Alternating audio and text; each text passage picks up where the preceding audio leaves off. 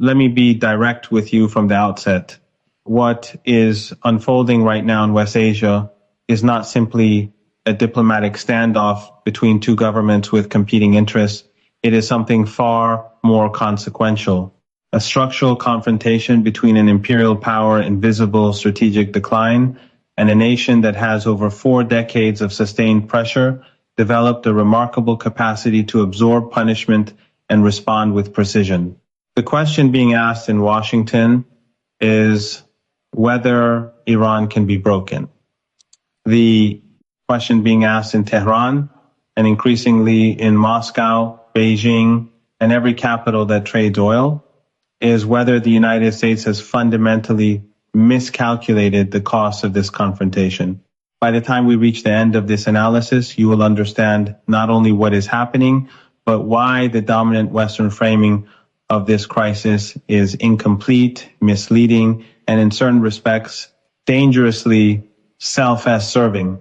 So stay with me, because the gap between what is being reported and what is actually happening in this crisis is wider than most people realize. Let us begin with the blockade itself, because this is where the Western media narrative is most aggressively constructed and where the most critical questions are being systematically ignored.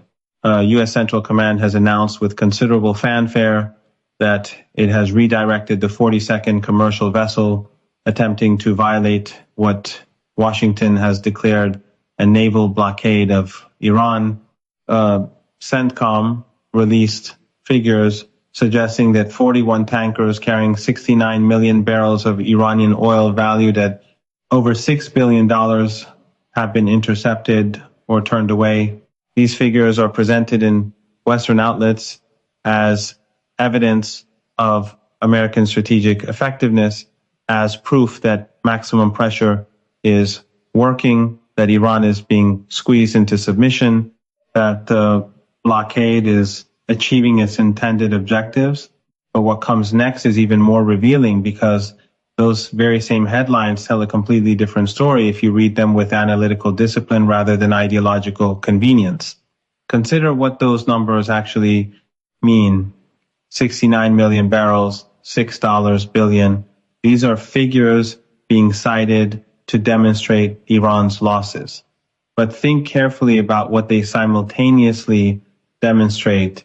Iran had 69 million barrels of oil moving through international shipping lanes despite months of American military pressure, economic sanctions, and diplomatic isolation. A country that Western analysts have been describing for years as economically crippled, strategically isolated, and on the verge of capitulation was, until this blockade was imposed, successfully exporting oil on a scale that generated billions in revenue. The blockade did not reveal Iranian weakness. It revealed that previous American pressure had failed to stop Iranian oil exports at all. This is the analytical inversion that Western media cannot bring itself to perform, because performing it would require acknowledging that the entire architecture of maximum pressure, built over years, celebrated by successive American administrations as a tool of coercive diplomacy, had simply not worked. Iran had adapted. Iran had found buyers. Iran had developed the logistical and financial infrastructure to continue its economic activity in defiance of American prohibitions. The blockade is not evidence of American strength. It is evidence that America was forced to escalate to direct naval interdiction precisely because the softer tools of economic warfare had proven insufficient. And if you think that's surprising, the next part is even more significant, because the market has delivered its own verdict on this strategic calculation. And that verdict is not favorable to Washington. Oil prices have surged dramatically in response to the blockade's announcement. Brent crude futures climbed sharply, rising over 7.5% to reach $120 per barrel, the highest level since the early months of the Ukraine war in 2022. And Iran's parliament speaker, Mohammad Bagher Kalibaf, who has emerged as one of Tehran's most pointed public voices in this confrontation, publicly predicted that prices would climb further to $140 per barrel. He framed Washington's approach with characteristic directness as strategically incoherent. That is not merely political rhetoric. It is a substantive analytical claim that deserves serious examination. Here is the strategic incoherence Caleb is pointing to, and he is correct to point to it. The United States imposed this blockade, at least in part, to generate economic pressure on Iran sufficient to force concessions in ongoing nuclear negotiations. The theory is straightforward. Restrict Iran's oil revenues, increase its economic pain, and it will accept terms it would otherwise refuse. But the mechanism by which that pressure is supposed to work runs directly through global oil markets. Markets in which the United States itself participates, in which American allies are deeply dependent on stable and affordable energy, and in which a price spike to $120 or $140 per barrel causes damage that is entirely non-discriminatory. The pressure falls on Iran, yes, but it falls equally on Europe, on Japan, on India, on every economy in the world that imports oil, including American consumers at the gasoline pump. Secretary of State Marco Rubio went on Fox News and made the argument that Iran has turned the Strait of Hormuz into, and these are his words, rendered in substance, an economic weapon being held against the entire world. He argued that Iran's leverage over roughly a quarter of the world's energy supply passing through that narrow waterway is evidence of Iranian aggression, Iranian hostage, taking Iranian unreasonableness. But this argument, made with considerable theatrical intensity for a sympathetic audience, collapses under the weight of a very simple observation. The United States initiated this confrontation. The United States imposed the blockade. The United States announced that it was actively exploring military options, including strikes on Iranian targets and commando operations to seize Iranian enriched uranium. Iran's leverage over the Strait of Hormuz is not an act of aggression. It is a structural geographic reality that exists independently of any Iranian decision. And it becomes relevant precisely when another party decides to pursue military or economic coercion against Iran. Stay with me, because this is where the narrative completely changes and where the gap between American public rhetoric and the actual strategic calculus becomes impossible to ignore. President Trump, during a meeting with oil industry executives, made a remarkable statement. He argued that the naval blockade was more effective than bombing Iran. This is a significant claim, and it tells us something important about the internal debate within the American national security establishment. Because the very fact that he is making this comparative argument, blockade versus bombing, means that bombing was actively on the table, was being seriously debated, and was not simply a rhetorical threat deployed for negotiating leverage. Reports from Axios subsequently confirmed that U.S. Central Command had prepared contingency plans for what was described as a short and powerful series of strikes against Iranian targets. Other options reportedly being developed included sending special operations forces to physically seize Iran's stockpile of highly enriched uranium and taking control of parts of the Strait of Hormuz itself. Let us pause here and appreciate the full geopolitical weight of what is being described. The United States, a nuclear power, is reportedly planning commando raids to physically steal another country's nuclear material. This is not a scenario from a political thriller. This is being discussed in the American national security apparatus as a serious operational option. And it is being discussed in this way because 40 years of sanctions, of proxy conflicts, of diplomatic isolation, of maximum pressure campaigns, of cyber attacks, of assassinations of Iranian scientists and military commanders. None of it has produced the outcome Washington sought. Iran has not capitulated. Iran has not dismantled its nuclear program. Iran has not fundamentally altered its regional posture.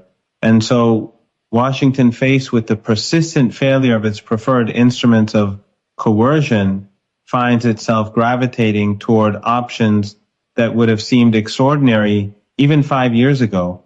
But it only gets worse from here because the escalatory spiral is not happening in a vacuum.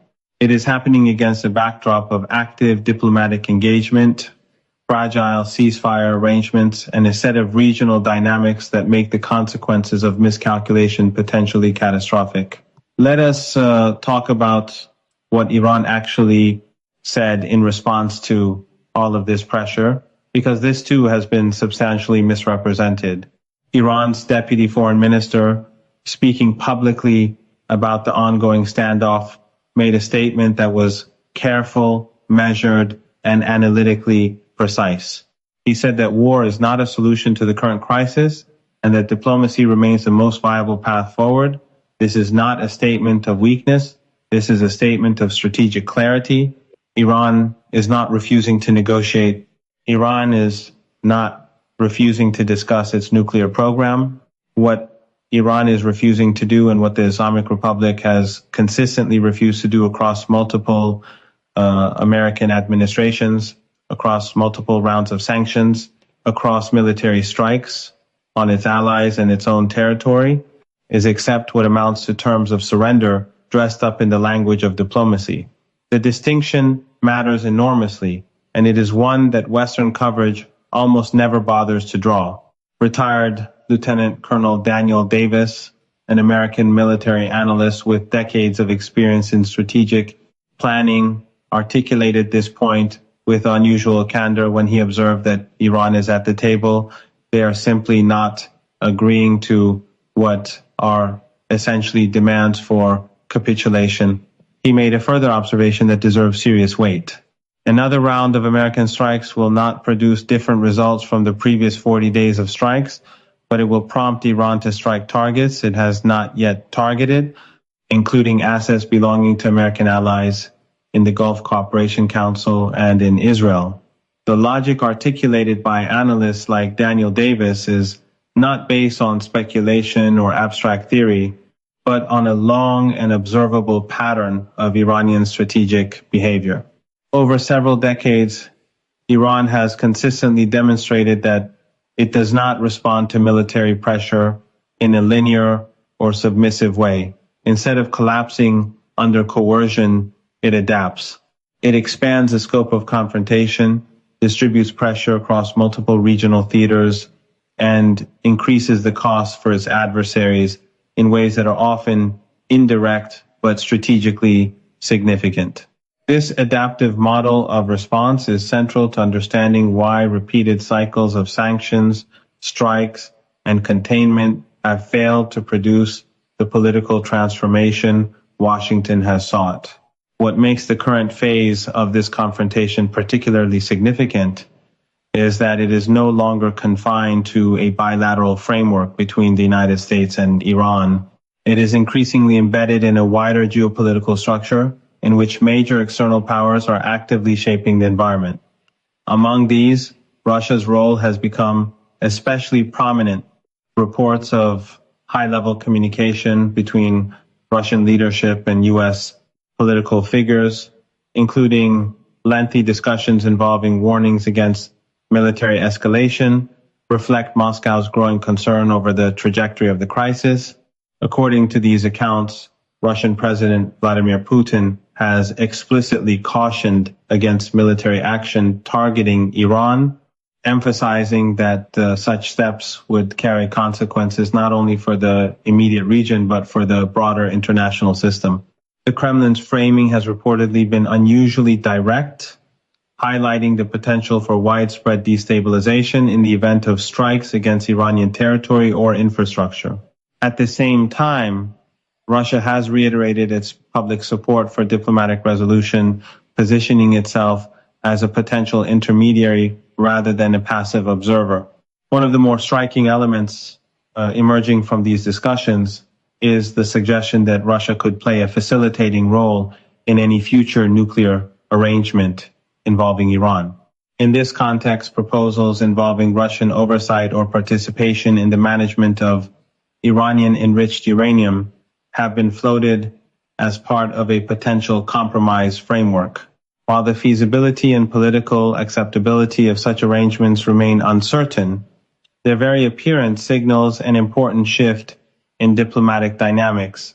Russia is no longer simply external to the Iran nuclear question. It is positioning itself as an actor capable of shaping the terms of any eventual agreement. From Moscow's perspective, this posture is rooted in a layered strategic calculation. On one level, Russia has no interest in a direct military confrontation between the United States and Iran. Such a conflict would likely generate immediate volatility in global energy markets, particularly through disruptions in the Strait of Hormuz, one of the most critical maritime choke points in the world. While Russia might benefit in the short term from higher energy prices, prolonged instability would introduce unpredictability into global markets that could ultimately undermine broader economic and strategic interests. On a deeper level, however, Russia's position reflects a broader interpretation of the current international system. For Moscow, the Iran crisis is not merely a regional security issue, but part of a wider contest over the structure of global order. The central question is whether states can pursue independent foreign and security policies without being subjected to overwhelming external pressure through sanctions, military threats, cyber operations, and economic isolation. In this sense, Iran becomes not just a negotiating counterpart, but a symbolic and practical test case for the limits of unilateral coercive power in a changing world. This interpretation is not unique to Russia. China and several influential states in the global south increasingly view the Iranian situation through a similar lens. Observing past interventions in countries such as Iraq, Libya, and Syria, many governments have drawn conclusions about the long-term consequences of regime pressure strategies and military escalation. As a result, Iran is often perceived less as an isolated case and more as part of a broader pattern that will help define the contours of a post-unipolar international order. Within this evolving context, Iran's strategic position takes on a different dimension. It is not simply a state under pressure regarding its nuclear program. It is a central node in a wider geopolitical contest over sovereignty, deterrence, and alignment. The question of whether Iran can be compelled to fully dismantle its enrichment capabilities is therefore not only a technical nuclear issue, but also a test of how far external powers can go in shaping the internal strategic decisions of a sovereign state. This is where the concept of denuclearization becomes politically and analytically contested. From a Western policy perspective, complete elimination of enrichment capacity is often presented as the desired end state. However, from Iran's perspective, such a demand is indistinguishable from strategic disarmament under conditions of ongoing external hostility. As a result, what is framed by one side as a non-negotiable security requirement is interpreted by the other as an existential loss of deterrence. The gap between these positions has repeatedly prevented durable agreement, even during periods of formal negotiation. Iran has signaled willingness to engage in structured diplomatic arrangements, including monitored enrichment and international oversight mechanisms. However, it has consistently rejected frameworks that it perceives as stripping away its strategic autonomy while leaving external military pressure intact. Against this backdrop, energy geography plays a central role in shaping the strategic balance. Iran's position adjacent to the Strait of Hormuz gives it a form of structural leverage that cannot be easily neutralized through conventional military means. A significant portion of global oil and liquefied natural gas exports flows through this narrow corridor, making it one of the most sensitive points in the global energy system.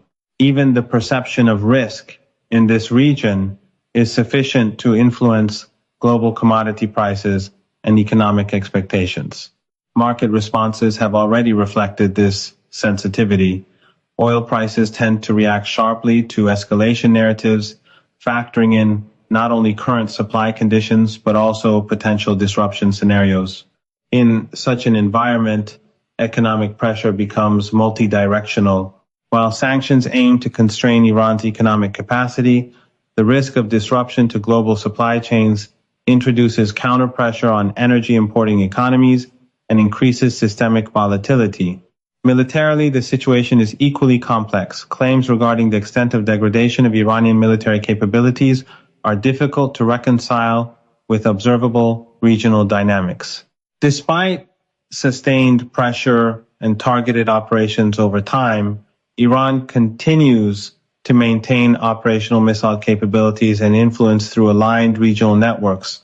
This persistence suggests a level of resilience that complicates assumptions about the effectiveness of purely coercive strategies. It is within this context that reports of more extreme operational options such as special forces raids targeting nuclear material gain significance. Their discussion reflects not only tactical planning considerations, but also the absence of confidence in the ability of existing pressure mechanisms to achieve stated objectives. The very fact that such options are being considered underscores the perceived limits of conventional instruments of coercion. Diplomatically, the current impasse is shaped by a narrowing field of acceptable outcomes.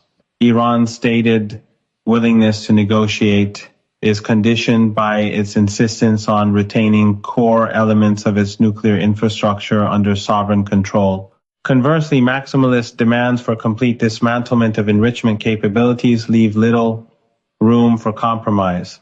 This structural mismatch produces a diplomatic deadlock in which both sides maintain incompatible definitions of acceptable resolution. External actors such as Russia attempt to widen this narrowing space by introducing intermediary frameworks. Proposals involving shared oversight, multinational management, or third-party verification mechanisms are designed to create pathways that allow each side to claim partial success. Whether such frameworks can overcome domestic political constraints within the involved countries remains uncertain, but their existence indicates that alternative architectures are still being explored. Meanwhile, the role of China adds another layer of structural complexity. As a major consumer of Iranian energy exports and a key participant in alternative financial and trade mechanisms, China's involvement effectively globalizes the stakes of the confrontation. Any sustained disruption affecting Iranian exports inevitably intersects with Chinese energy security considerations, reinforcing broader trends toward diversification away from Western-controlled financial systems. Taken together, these dynamics suggest that the Iran issue cannot be understood in isolation. It sits at the intersection of regional security competition, global energy stability, and evolving patterns of international order. The confrontation is not simply about a single nuclear program, but about the rules governing coercion, sovereignty, and strategic autonomy in the international system. The trajectory of the crisis will ultimately depend on whether political leaders on all sides can translate this complex reality into a workable diplomatic framework. Without such a framework, the risk is not necessarily immediate war or immediate resolution, but a prolonged escalation cycle in which each round of pressure generates new forms of resistance, and each attempt at containment reshapes the broader geopolitical landscape. In that sense, the Strait of Hormuz, Iranian nuclear policy, Russian diplomatic engagement, and global energy markets are all interconnected components of a single evolving system. What emerges from this system will not only determine the future of Iran's nuclear trajectory, but will also signal how power, restraint, and negotiation operate in an international order that is no longer defined by a single dominant center of authority.